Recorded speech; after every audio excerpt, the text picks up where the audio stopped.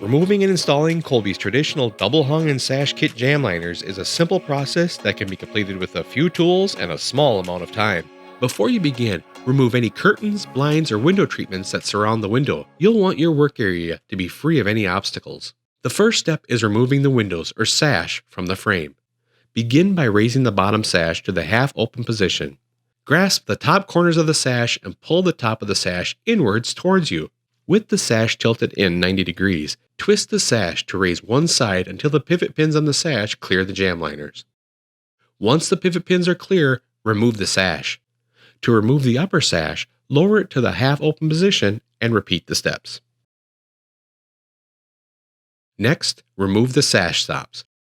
Now, locate and remove the vinyl parting stop in the top center of the window. Using a pliers, gently grab the parting stop and pull it downwards. It's now time to remove the jamliners. Insert a putty knife between the bottom interior edge of the jamliner and the edge of the wooden extension jamb. Pry the jamliner back to release the attachment fin. Continue up the length of the jamliner until it can be pulled out by hand. Repeat the process for the other side if necessary.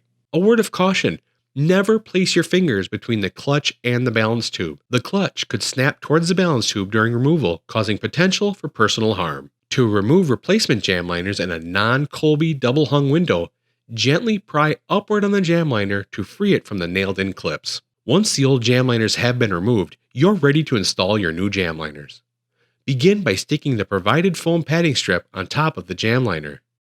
Then, match the jamliners to the frame to determine left and right. Start with either side by carefully guiding the jamliner in to prevent damage. Push the exterior side of the jamliner under the exterior blind stop. Then, with the help of a putty knife, pry the bottom of the jamliner into the interior wooden extension jamb until it snaps into place. Continue your way up the jamliner, applying constant pressure to the jamliner at the point of the putty knife. Do not caulk the jamliner into place or paint the visible portion of the jamliner.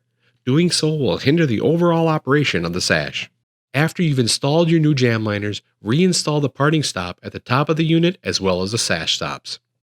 Note: the fin on the parting stop needs to face the exterior of the window. If your window was manufactured prior to September 2004, you'll need to replace the pivot pins on the sash with new metal pivot pins prior to reinstallation. Remove the single screw in the pivot pin, and using a claw hammer or pry bar, pull the pivot pin upward to remove the single nail along with the pivot pin itself. Repeat this step for the pivot pin on the other side of the sash. Install the new pivot pins by placing the first screw into the bottom hole of the pivot pin and fastening it to the pre-existing hole left from the previous pivot pin.